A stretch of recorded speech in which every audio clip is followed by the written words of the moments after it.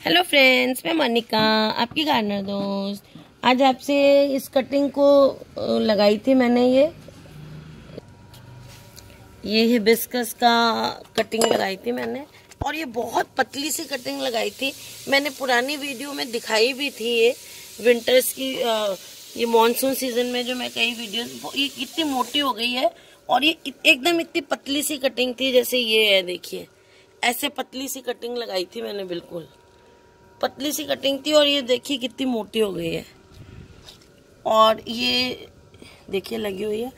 अब मैं ये इसको निकालूंगी और गमले में लगाऊंगी, और मैं साथ साथ आपको ये बताना चाहती हूँ कि आपका भी कोई भी पौधा जो जमीन में लगा हुआ है उसको आपको कैसे लगाना है, निकाल के गमले में अगर आप लगाना चाहते हैं तो देखिए उसके लिए सबसे पहले यहाँ नीचे देखिए आप, तो देखिए सबसे पहले इसकी चारों तरफ हम ऐसे इसको खुरपी से ऐसे नीचे,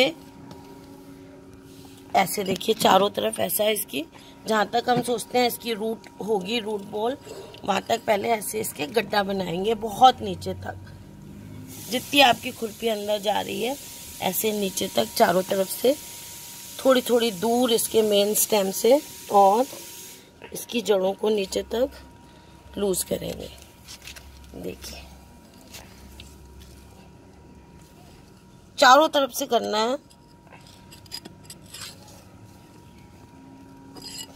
अब देखिए ये जो जमीन में पौधा होता है इसकी जड़ बहुत गहरी होती है,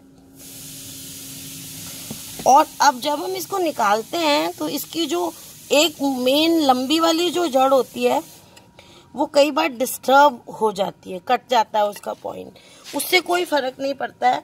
आपके प्लांट की 80% 70% तक जड़ें अगर आ जाती हैं तो आपका प्लांट सरवाइव कर जाएगा। अगर कोई थोड़ी बहुत जड़ टूट जाती है, क्योंकि जो बहुत जड़ गहरी नीचे जाएगी वो टूट सकती है, तो उसके टूटने से हमें ऐसा कोई ज़्यादा फर्क नहीं पड़ेगा। अगर हमारे पौधे में 70-80% तक जड़ें आ गई हैं, देखिए मैं इसको ऐसे धीरे धीरे पेशेंस से, आप इसकी जड़ों को हमें अलग करना है, और ऊपर से थोड़ी थोड़ी मिट्टी हिलाते जाइए, ताकि तभी तो आप नीचे तक, जैसे ये ऊपर की मिट्टी हम हिलाते जा रहे, देखिए अब इसकी जड़ें काफी लूज हो गई हैं। ये देखिए अब इसकी क्या है, ये देखिए जो मैं आपको कह रही थी, मिट्टी इसकी ऐसे आप इसको बांधिए। और आप ये जो काम करेंगे या तो अर्ली मॉर्निंग, या ज़्यादा अच्छा तब रहेगा जब आप इसको शाम के टाइम करें। मैं थोड़ा धूप में कर रही हूँ इस टाइम 11 बजे, क्योंकि मेरा पर्पस ये भी रहता है कि लाइट अच्छी हो और आपको दिखे अच्छी तरह, और मुझे थोड़ी सी प्रैक्टिस भी हो गई है तो थोड़ा सा मैं कर लेती हूँ। देखिए अब इसकी ये जो मेन जड़ थी नीचे जा रही है, ये देखिए ये बहुत ज़्यादा नीचे गई हुई होगी, ये कम से कम इतनी और होगी नीचे, 1 फीट के करीब। तो वो क्योंकि जमीन में जड़ें बहुत नीचे तक जाती हैं तो हम 1 फीट नहीं खोद सकते थे, इसलिए ये एक जड़ टूट गई, उससे कोई फर्क नहीं पड़ता। बाकी देखिए ये हमारी जो जड़ें हैं, चलिए आपको दिखा देती हूँ, इतनी अगर हमारी जड़ें आ गई हैं तो बहुत है। अब हमारा ये पौधा इतनी जड़ों के साथ लग जाएगा। और अब ये जिस मिट्टी में उगा हुआ था, जिस मिट्टी में उगा हुआ था उस मिट्टी को हमें इसके साथ लेना है, क्योंकि इन जड़ों को इस मिट्टी की आदत पड़ी हुई है। ये देखिए ऐसे इसके साथ हमें ऐसे लेना है। और ये जो पौधा है इसको आप जितना इसका साइज है, ये देखिए आप इसको 9 इंच के गमले में भी लगा सकते हैं और 1 फीट के गमले में भी लगा सकते हैं। मैं अभी, मेरे पास 1 फीट का कोई गमला खाली नहीं है और मुझे इसको टॉप वाले टेरेस पे लगाना है, तो उसके लिए अभी मैं इसको छोटे गमले में लगा के आपको दिखाती हूँ। देखिए अब मैंने ये जो इस गमले में मिट्टी ली है, इसमें ये खाद डाल दी मैंने थोड़ी सी, देखिए, और उसके बाद मैं यही वाली मिट्टी डाल रही हूँ जिसमें से मैंने इसको निकाला है। इसी में लगाने से अच्छा रहता है। और इसकी ये जो जड़ है इसको मैं तोड़ूंगी नहीं, और ऐसे ही इसको मैंने, देखिए, इसमें बिठा दिया।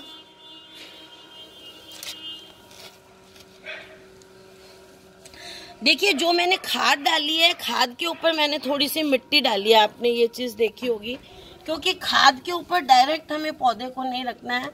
खाद गर्म होती है नेचर में, तो उसके ऊपर हम डायरेक्ट अगर पौधे को रखते हैं तो वो उसकी जो जड़ें हैं, एक तो वो अपनी जगह से हिली हुई हैं, तो उनको वैसे ही शॉक में है वो, और उनको डायरेक्ट खाद पे रखेंगे तो उनके जलने के चांसेस रहते हैं, तो उनको हम डायरेक्ट खाद के ऊपर नहीं रखेंगे।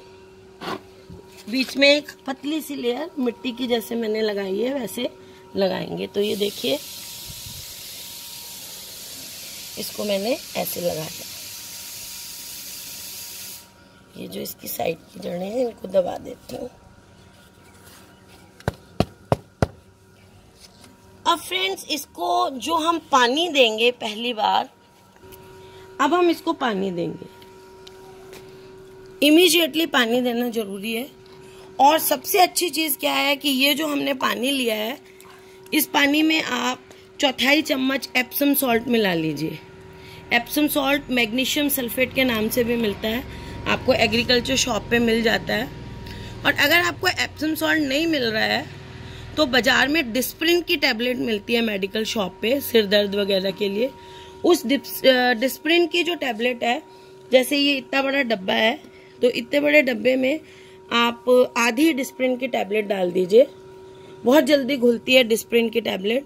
और वो वाला पानी दीजिए आप अपने ऐसे पौधों को जिनको हम ट्रांसप्लांट करते हैं और जिनकी जड़ें थोड़ी सी टूट जाती हैं। तो डिस्प्रिन में एक सैलिसिलिक एसिड नाम का केमिकल होता है जो प्लांट्स नेचुरली भी रिलीज करते हैं जब उन्हें जड़ें निकालनी होती हैं या अपनी कोई टूट फूट को, अपने स्ट्रेस को ठीक करना होता है।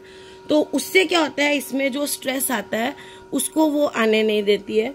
तो आप डिस्प्रिन डाल लीजिए उसमें, मेडिकल शॉप हर जगह मिल जाती है वो।